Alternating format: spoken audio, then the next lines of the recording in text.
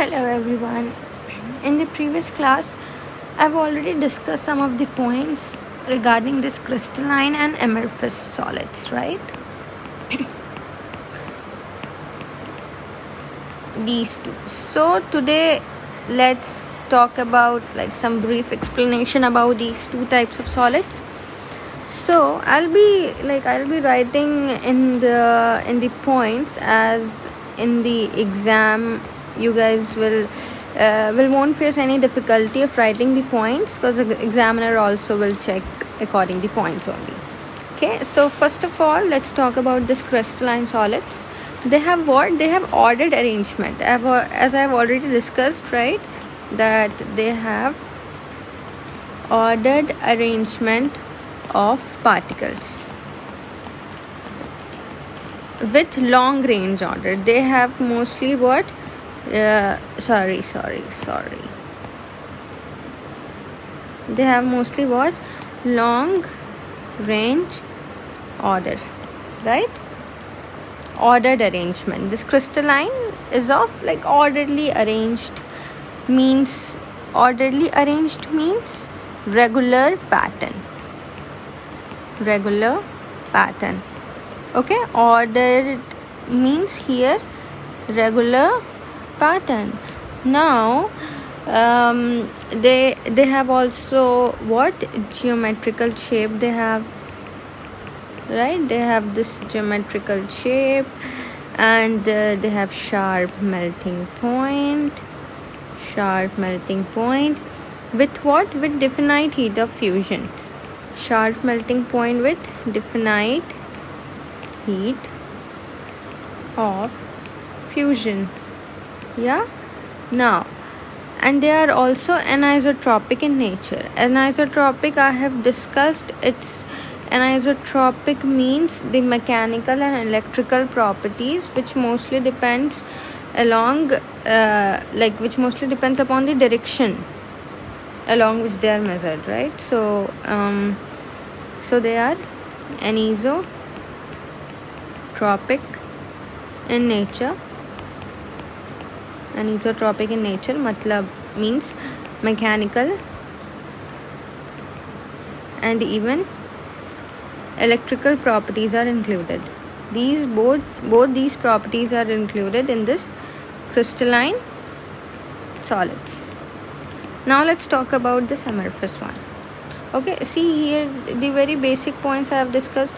This is ordered arrangement, means they have the regular pattern, they are in geometrical shape, and in crystalline solids they have different types of solids also. It includes molecular solids, molecular, ionic, metallic, and even covalent.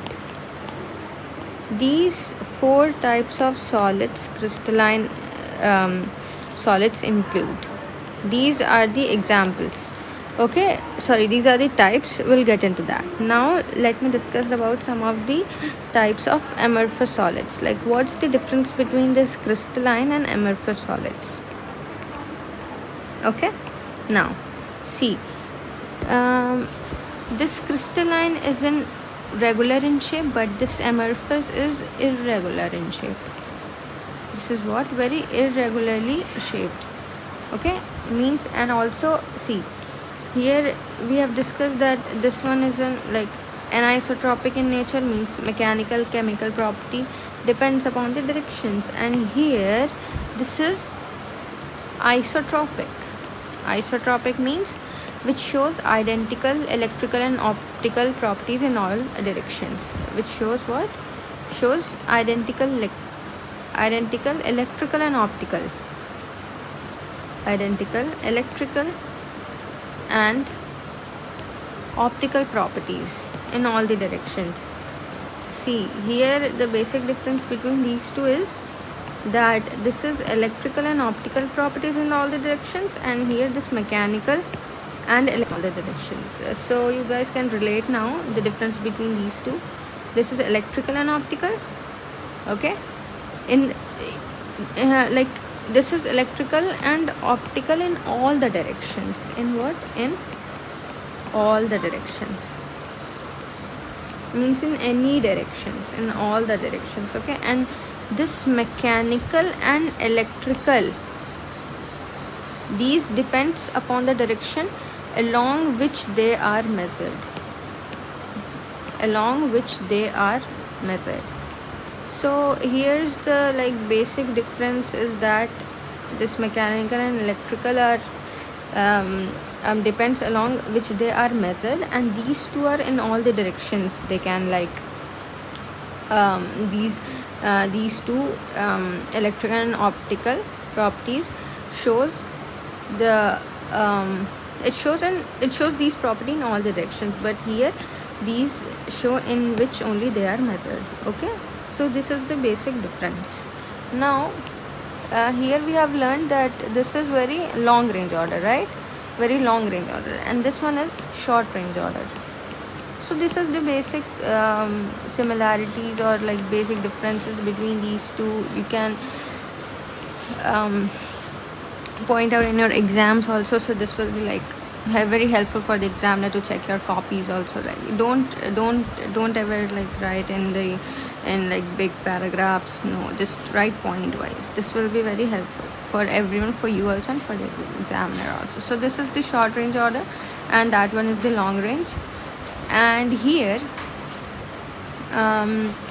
it like here gradually soften over a range of temperature. Here also what, here it also like depends on the range of temperature. And in the crystalline we won't talk about this temperature one, right? So in amorphous we talk about this temperature. Here your basic examples are glass, plastic. Okay, these are the two examples of the amorphous. And also the main point you guys can note it in your exam is amorphous silicon. Amorphous silicon is used as what? Is used as photovoltaic cell. Okay, if this point you will write, then examiner will be like, oh yeah, the children बहुत अच्छा है पढ़ने में. Okay, so point out this one, this photovoltaic cell. Okay, now let's talk about like the types. What are the different types of crystalline solids? Types one. Okay, types of crystalline solids. So see, here we will write about the types of solids. Here we'll write about the constituent particles, like which molecules, okay, ions or atoms. This will be like writing in the place of this constituent particles. Then the bonding, like van der Waals force, the Witch force, or covalent bonding, like weak forces. So this one is bonding forces. Now physical nature means soft, hard. Which type of the solids is this? Soft, solid, hard, solid. Now melting and boiling point. Okay, melting and boiling point. Now the electrical conductivity means insulator, conductor. Which type of conductivity this solid is. Okay, so let's talk about this. First we'll be learning about this molecular solids. Molecular solids. See, in molecular solids it's of two types. First, non-polar. Second, polar. We know this non-polar and polar both are molecules. Right, they are not ions, obviously, they are molecules. So both are molecules. This non-polar is very weak according to this bonding. This is very weak, and this polar one is dipole interaction. Dipole interaction. Okay, and this physical nature, both are soft. Obviously both are soft. Melting and boiling point very low. In non-polar it's very low, but in polar it's quite low, not very much. Now this electrical conductivity, both are insulator, obviously insulator. This one is also insulated. So now one more type of molecular solids we have, which is hydrogen bonded. Okay, we learned about these two, non-polar and polar. Now we'll be learning this hydrogen one. So this is also molecules. The constituent particles are also molecule over here. See, here the bonding is our weak, here dipole, but obviously here the hydrogen bonding. Yeah, this HH1, the water one, this hydrogen bonding. This is hard. HH bonding is very hard, right? According to the soft one, obviously the water bond is very hard. The melting and boiling point of is also low over here. This is also an insulator. So next we'll be learning this ionic bonds, ionic solids. Okay, this ionic solids we'll be learning. Now this ionic solids, the constituent particle here, both like these three are molecules, but this ionic solids is ions over here. Now they are weak, or they are like, which bonded they include? They are electrostatic force of attraction. Electrostatic force of attraction. Okay. This physical nature is kind of hard and brittle. Hard but brittle. Okay, this melting and boiling point obviously high, because ionic obviously high, and here also this one is insulator in solid state. See, insulator in solid state, but conductor in molten state. Okay, insulator in solid state and conductor in molten state. Okay, so this first one is this one, this molecular solids. It consists of three types, this non-polar, polar and hydrogen. Next is ionic. Third one is metallic solids. Metallic solids. This obviously you guys have to learn about it, like go through it. This is very easy, only the like logical, this is only logical, no? See, the non-polar obviously molecules, not ions, but here the ionic solids, it's constituent particles, obviously it's ions only, because this is only the ionic solid, so it's constant particle, obviously ion. Here the metallic solids, here also ions, because in metallic we know that the ions are what they are attracted, they are like with they are attracted with the like the strong interactions are there between them. They have also the short intermolecular distances, as we have discussed some of the parts in lecture 1. So this one is ion. Here the metallic bonding. Here we know this one is ion, so obviously electrostatic. Hydrogen, so hydrogen bonding. So metal, so metallic bonding. Okay, so what about this physical nature? It's hard. This melting and boiling point fairly high, not too much, fairly high. See, this one is also conductor in solid state, as well as in molten state. Okay, so the last type of crystalline solid is covalent solids. So in covalent solids, this constituent particles will be having atoms over here. Which type of bonds? See, the metallic, so metallic bonds, so covalent, so obviously covalent bond. Okay, now covalent bonding. What about this physical nature? It's very hard. Covalent bond is very hard, and the melting and boiling point is very, very high over here. And what about this conductivity? Its conductivity is insulator except graphites. The graphites, you know, Pencil consists of graphites. So insulator except graphite. Okay, so these 4 types of crystalline solids we have. And molecular one, molecular solids, this ionic one, this metallic, this covalent. These 4 types of crystalline solids we have. So we have discussed today about the basic differences between these two, crystalline and amorphous. So you guys will like know what's the difference, what's the main difference. Okay, here they have ordered arrangement, they have long range order. See, to memorize it's very simple, right? I've made very simple for you guys. It's long range, this one is short range. See here, where, yeah, here, short range. Anisotropic, this short range. Crystalline, this long range. Crystal, so very long.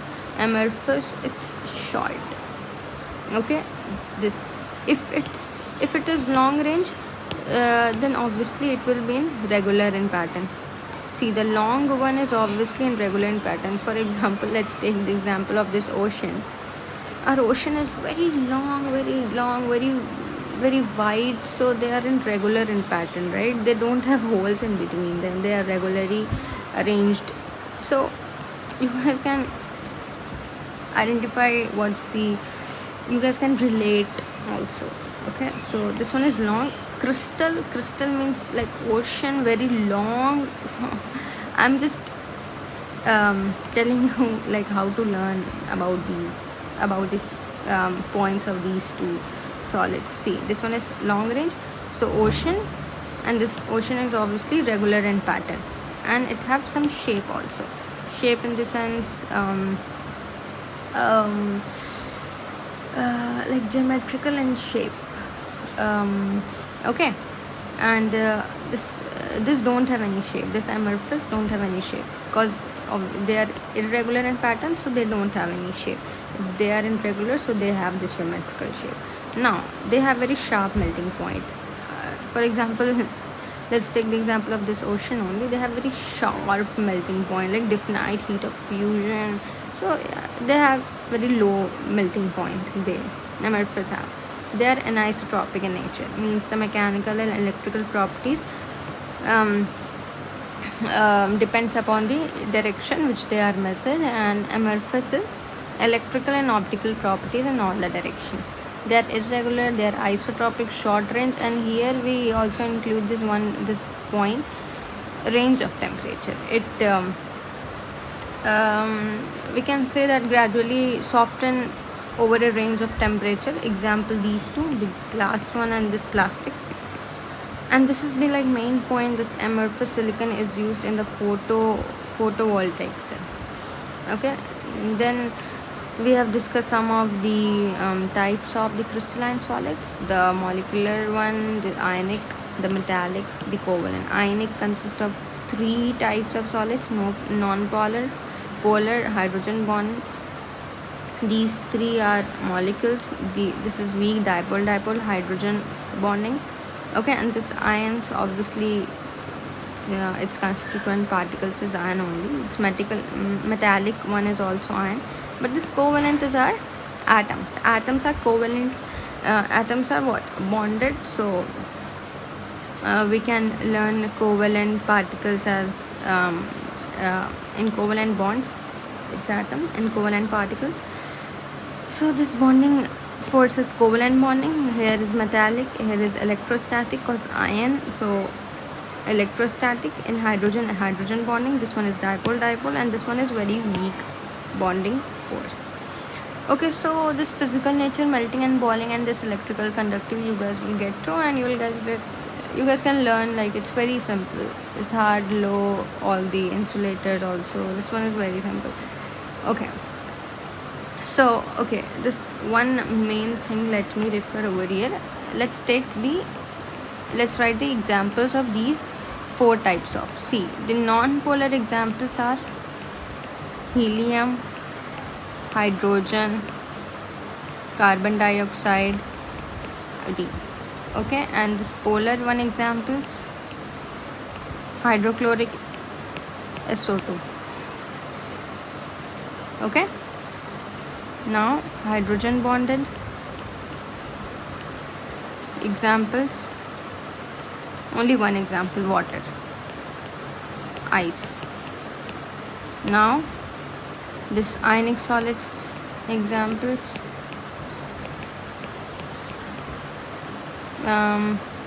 KCl, NaCl, salt, CuSO4, ZnS.